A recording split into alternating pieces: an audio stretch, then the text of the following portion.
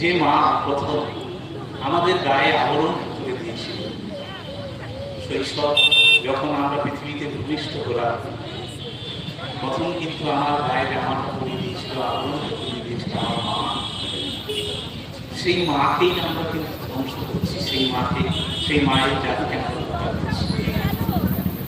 এবং দেখুন, যখন এই অভয়া যে কাজটা করছিল কি না, মানুষের জীবন বাঁচাচ্ছিল, রাত জেগে রাতের পর রাত জেগে অন্যের প্রাণ বাঁচাচ্ছিল, অন্যের প্রাণ প্রদীপকে বাঁচিয়ে তুলেছিল।